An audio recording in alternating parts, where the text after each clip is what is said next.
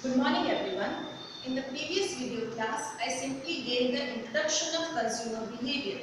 What does it mean? What are the various definitions? And in this session, I am going to explain the nature of consumer behavior.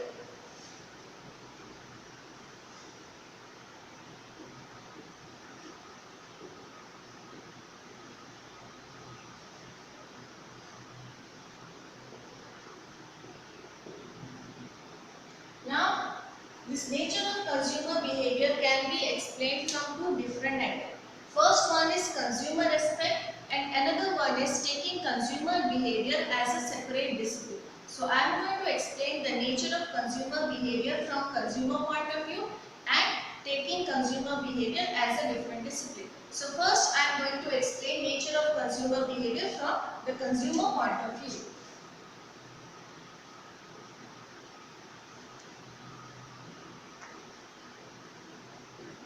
Now, consumer behavior simply means how a consumer evaluates the products and makes a purchasing decision. He acquires a product, uses a product and disposes a product. But how this process takes place? Now, while making a decision, there are many factors which influence a consumer, internal as well as external. Internal factor means the perception of a consumer, how he or she perceives things, the personality, the income level of the consumer. There are various internal factors. External factors means the external environmental factors, sociology, anthropology, economics, the economic condition of the entire country or state. So these are the things which influence the decision making process of a consumer. So it is very difficult to understand how a consumer actually makes a purchase decision. So in order to make this more easy or in order to find out questions related to these things, it is very much necessary to explain you the nature of consumer behavior. After understanding the nature of consumer behavior, you can understand that how a consumer actually takes a decision. So the first point in the nature of consumer behavior is it is complex in nature. Now, complex means not so easy, complicated means various elements are put together which makes it difficult to understand.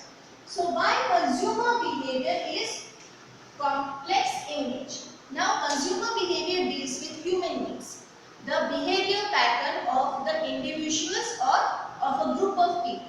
Now, as individuals, we are different from one another. We cannot say that every person has same set of choices, same set of preferences. No, they are completely different from each other because of their education, their environment, their learning, how much things they learn on a daily basis, everything. So every aspect influences the consumer behavior. That is how a consumer behaves while purchasing a product or services. So this makes it very difficult because it deals with human being and it is very difficult to understand the nature of each and every individual. It is a very complex process. It makes the study of consumer behavior very complicated from the marketer point of view or from the point of view of the organization. They need to understand what kind of behavior pattern their consumer have, how to influence them, how to create a marketing strategy so that the consumers will be encouraged to buy a product because everyone thinks in a different way. So understanding everyone's perception, personality, it is a very difficult task. So that's why it is very complex in nature. The second point is consumer behavior is a systematic approach. Systematic means it is a systematic process. You can say systematic approach or systematic process. Now, assume that you are a consumer. You need a product. You simply go to a shop, you buy a product? No. You need to analyze your requirement and then you need to analyze the product which you are going to buy. So that makes it a systematic process. Now, there are various steps in this systematic process. The first one is need identification.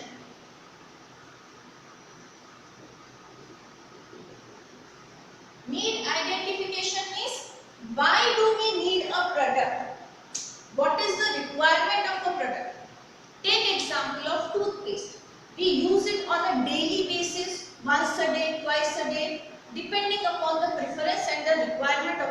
consumer, but we use it. It's a very simple product, is not very expensive also. So let us take the example of toothpaste. Why do we need a toothpaste?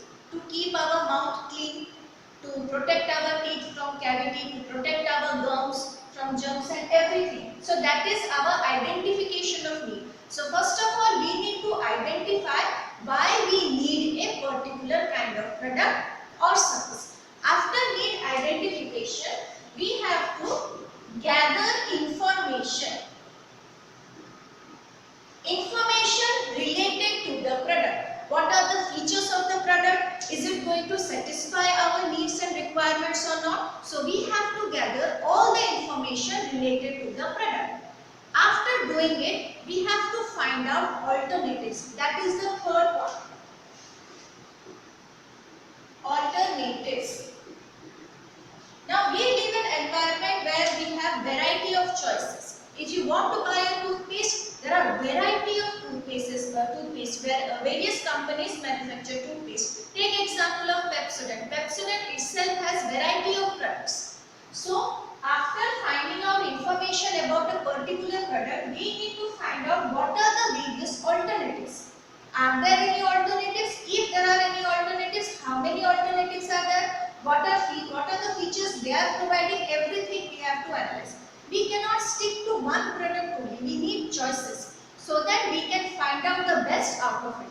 So after finding alternatives, we have to do a cost and benefit analysis of each alternative. Means we have to compare every alternative with the product that we have selected. In terms of cost, in terms of benefit, we will compare each and every product and see which product is able to satisfy our needs and wants. Which product has the maximum capability of satisfying our needs and wants. So after finding alternatives, we need to compare each and every alternatives with every other product. So after this, we are going to make a purchase decision. Purchase decision means after doing the cost and benefit analysis, we will come to a conclusion which product is going to satisfy our needs. Means out of 10 alternatives, which is the best alternative product or which is the best product for us. We have selected that. Then we are going to make a purchase decision. We are going to purchase a product. We are going to use it, and after that we are supposed to do a post-purchase evaluation. Post-purchase evaluation means after purchasing and using the product, we will evaluate whether the product has actually satisfied our needs and requirements or not. If it has fully satisfied us, we will consume the product again.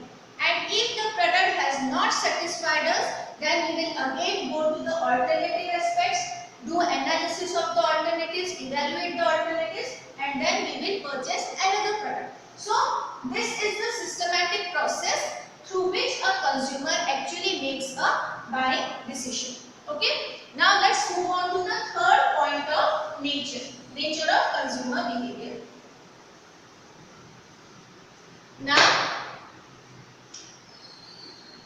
consumer behavior is influenced by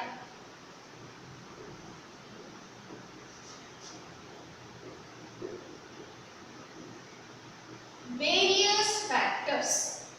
Now, the decision-making process of a consumer regarding purchase of a product is influenced by various factors. Now, these factors can be internal, can be external. Internal means our lifestyle, our income, our perception, our personality, our capability of understanding things and situation, understanding the features of the product, understanding the marketing strategy of the product. Means suppose we see an advertisement and they want to communicate a particular message through the advertisement. Are we capable of understanding the message and then purchasing the product? So these are the things that affect the consumer behavior, pattern. There are various external factors like the sociology, the society within which we survive, within which we live, the culture to which we belong. These are the factors, these are the external factors which influence our decision. For example, we want to buy a product but all your friends have rejected the product. So ultimately you will end up also rejecting the product because we are influenced by our surroundings. So these are the various factors which influence the nature of consumer behavior. Now the fourth point is it is different for all consumers.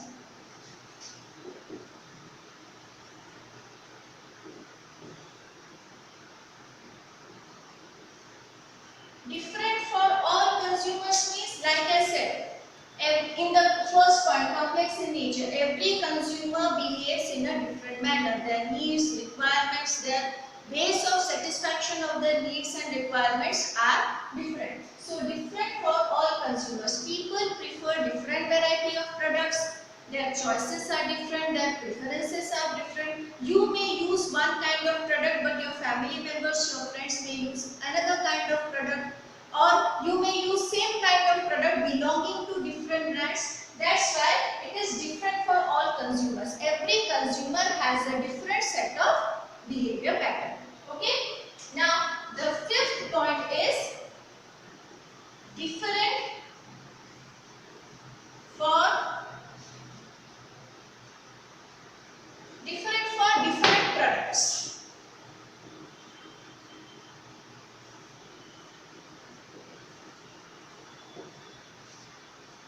What does it mean? Means I am a consumer. Am I going to buy the same quantity of every product that I consume? No. Let us take example of rice. In a family of 4, what is the ideal amount of purchasing rice? Quantity, it may be 5 kg, 10 kg, 20 kg or 25 kgs according to their consumption, according to their budget, everything. So they are going to purchase a large quantity of rice. Another example is salt. Are you supposed to purchase the same quantity of salt like 10 kgs, 20 kgs? No. We use it on a daily basis like rice, but the quantity that we use is very small. So we hardly purchase 500 grams of salt or maximum 1 kg of salt. So the quantity of each product that we consume is different. That's why we purchase different products in different quantities. Now people also have the tendency of purchasing same product in different quantities. For example, if you want to buy shampoo, we usually buy a big bottle of shampoo that is 300 ml or 600 ml. But there are many people who buy it according to the requirement. Today they feel like washing a hair, they will go to a shop, buy a sachet. So their consumption quantity is different, their requirement is different. That's why it is different from product to product. You are not supposed to buy the same quantity of every product. Even consumers buy different product, different quantity of different products. And different consumers also buy different quantity of different products. Like the example I gave, some people will buy a large bottle of shampoo, other people will buy the same product in a small quantity. So that's why it is different for different products. The sixth point is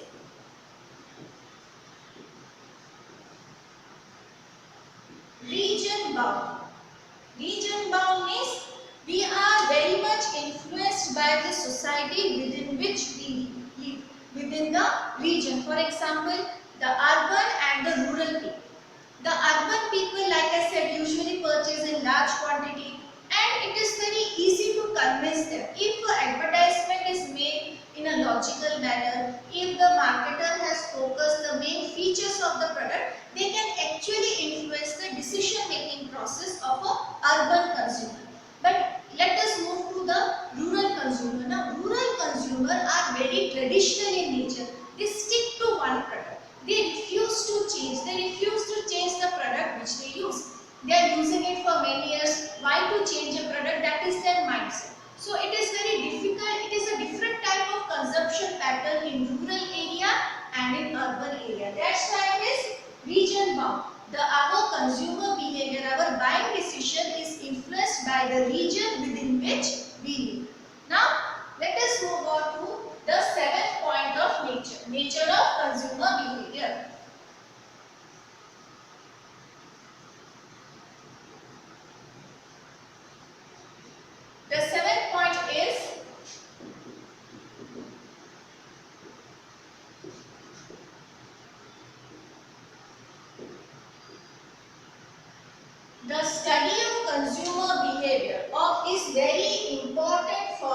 marketers. Marketers means the marketing manager, the marketing department or the marketing team.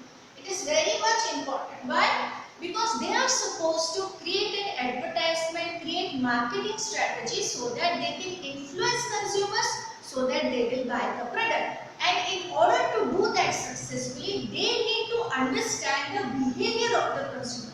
How they behave, why they behave in the same manner, what are the factors which influence their buying decision and everything. They have to study each and every aspect of consumer behavior. So that's why it is very important from the marketing point of view, from the point of view of marketers. They need to understand the behavior of individuals. They need to also understand the behavior of their target group. And then they have to create marketing strategy to encourage them, influence them to purchase the product or service they are selling. So this part says that it is very important from the marketing point of view or important for the consumer, important for the marketers. The next point is consumer behavior has a spread effect. Spread effect means, I just explain it with a simple example. You have purchased a product. Take example of a laptop. You have purchased a laptop and you are very much satisfied with the laptop. With the cost of the product is within the budget. The features are excellent. Whatever is your requirement, every requirement is fulfilled by the product. So what will you do? You will spread this evaluation, this information among your family members, among your friends. Even if they haven't asked you for your evaluation or for your advice, but you will spread the information. I have consumed the product, I have purchased the product and this is very good. It satisfies all my requirement. It is excellent product with this budget. So you will spread the word. That is the spread effect. Now spread effect can be negative and positive also. When you are satisfied with the product, you will tell other people that you are very much satisfied, this is a good product. If you ever want to buy this kind of product, you need to purchase this product from this brand. But what if you are not satisfied with the product? You will do the opposite thing. You will advise others to not to use the product. I purchased this laptop from this brand. It is not at all good. The software is not good. The memory is too low. It keeps on stuck. It keeps on freezing all the time. This is not a good product. Please don't buy. Please don't buy it. So these are the things that you are going to spread, either in positive way or in the negative way, according to your own experience. So consumer behavior has a spread effect. Now the next one is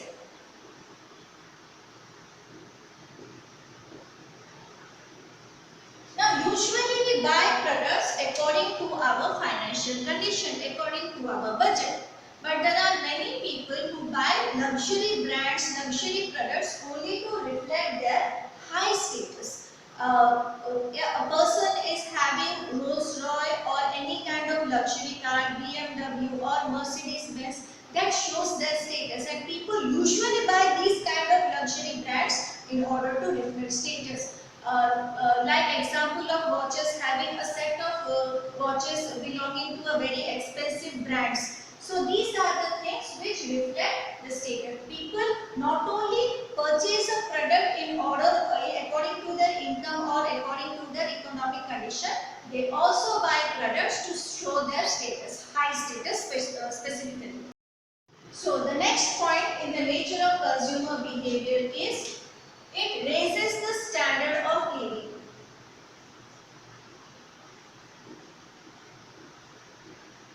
But how does consumer behavior raises standard of living?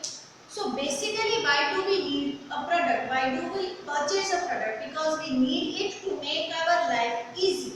Why do a family purchase washing machine? To make this process of washing very easy, less time consuming. Same way vacuum cleaners are purchased to make the cleaning process very easy and less time consuming. So we purchase product to make our life very easy so that everything can be done with a limited amount of time with less time.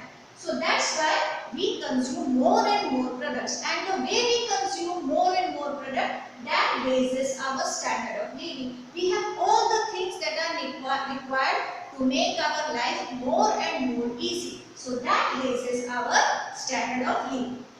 The next point is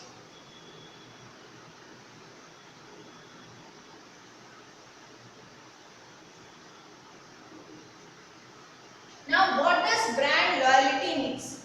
Now brand loyalty here means that some people buy the same product belonging to same brand again and again.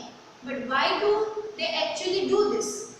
First of all, whenever we purchase a product belonging to a particular brand, we have many reasons behind it. Maybe they are providing a product with a very low price, or the quality is exceptionally good, or we focus on the reputation and goodwill of the company. Let us take example Tata Group of companies. In India, Tata Group of companies is the most trustworthy company. Whatever product they manufacture, we easily buy it without gathering any kind of information because they have created their reputation in such a way. They are concerned about their employees, they are concerned about the consumers, they are customers, they are concerned about the society. They give a lot to the society, and that is the reputation of the company. And because of that, we easily purchase any product belonging to Tata Group of companies. So these people who are very loyal to the brands, it is very difficult to change their point of view. If you are a loyal person, you are loyal to a brand, you usually stick with the same brand. You don't switch to another brand, whatever may be the reason. The reason may be availability of the product, quality of the product, whether it is compatible to you. So these are the things which makes a consumer loyal to a brand. And this makes it difficult for the marketer to make this consumer switch to another brand. So the next point in nature of consumer behavior is that it keeps on changing. Means we as consumer, our behavior keeps on changing according to our age, according to our income, according to the changes in personality, lifestyle. So let me give an example. Suppose now you are staying in Berhampur. After a few years you have moved to a metro city, and after that you have moved to a different developed country. So your lifestyle in each and every place would be different. Your lifestyle in Berhampur is much more different than the lifestyle in a metro city. So that will affect our behavior as a consumer. For example, when you were a kid, you like colorful things, you like sparkly things, but that changed when you became a teenager. In teenager, you try to fit in with the group of people, with your group of friends. Same thing you do it now with your school friends and college friends. You try to like purchase things like your friends do.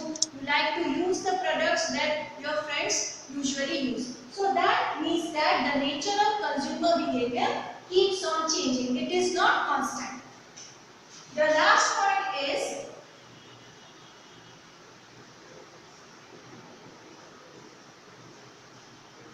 information search. It means that as consumers, we never purchase a product without doing proper information search. Means we search for all the information that we require regarding a product, regarding its features, regarding its cost, regarding the company which is manufacturing it. So we usually gather all the information regarding the product, and then we make a purchase decision. Nowadays, this information search has become very easy because you can find out reviews related to different products. You can find out variety of reviews from different sites, from different people who have already used the product. So, information search is one of the most important nature of consumer behavior. So, I have already explained the nature of consumer behavior from and consumer aspect. Now, I am going to explain the nature of consumer behavior by taking consumer behavior as a separate discipline. So, first point in this is there are three aspects which comes under in this aspect. First one is it involves three aspects, that is cognition, affect and behavior. Now cognition here means the thinking process. How we think about a product, what kind of things we receive when we come across a product, new product or service. Then it leads to effect. What we feel after understanding, after thinking about a new product. And that leads to behavior. Behavior is our reaction. If we have a positive feeling about the product, we go for the product, we buy the product. If we don't have a positive feeling, we reject the product or avoid the product. Those are our reaction that comes under behavior. So cognition, affect and behavior is influenced by individual environmental determinants as well as the external determinants. So individual environmental determinants here means our perception, our personality, our lifestyle and our education, learning process and everything. External environment means the society to which we belong, the culture to which we belong, our family member, how it is influenced, the economy of the country. So these three aspects are influenced by individual environmental determinants as well as external environmental determinants. Now come to the second point. So it can be studied at micro level as well as in macro level. Now as a company, as an organization, if the company wants to focus on each and every individual, it will do a survey on consumer behavior by understanding the behavior pattern of every individual. Or they can also study the behavior pattern when people become a group. Because usually when we are individual, our behavior is different. When we become part of a group, our behavior changes. So it can be studied in micro and macro level, on individual level as well as in group level. Now the third point is, now as you have understood that here we either go for individual or a group level. But in order to understand it completely, we have to understand various other disciplines also, which makes consumer behavior interdisciplinary.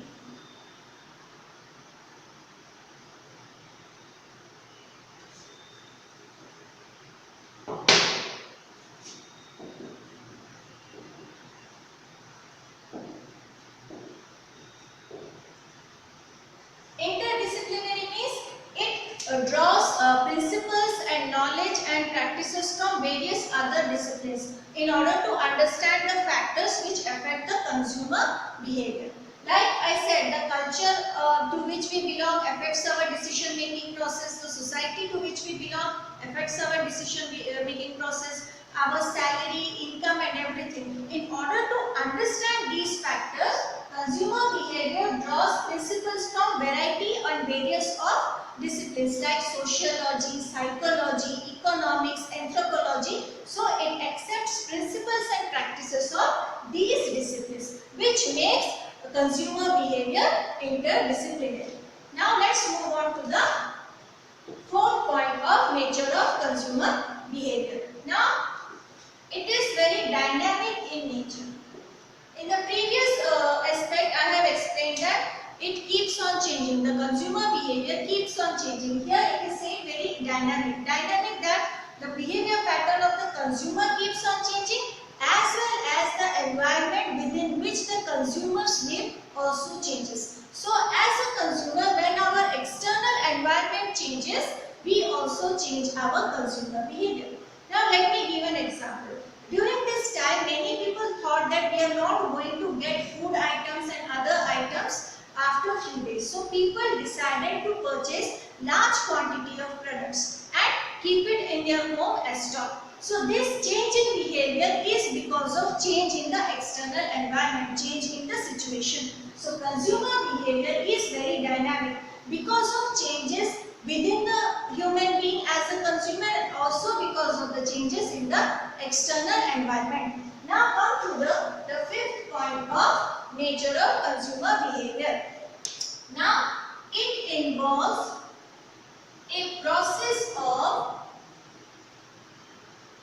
exchange. Exchange here between the consumer and the seller. As a consumer, we buy a product, we satisfy our needs and requirements. But here, as a as a seller, what does a seller do? A seller sell a product in order to earn money, in order to have a source of income. So it involves a process of exchange which mutually benefits the consumer as well as the seller and even the organization which manufactures the product. So it is a process of exchange. So the next point here says that consumer behavior, the nature of consumer behavior is very descriptive and interpretive. Means it clearly describes the nature of consumer. How does a consumer behave? What are the factors which actually influence the decision making process? So it is very descriptive in nature. It is very interpretive.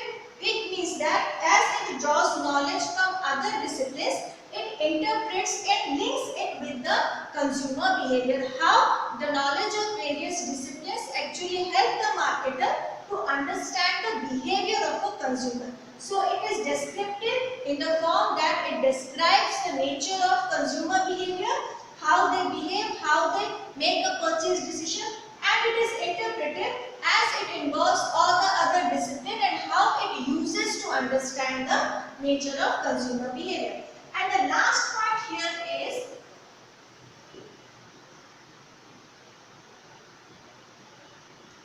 it is science as well as art.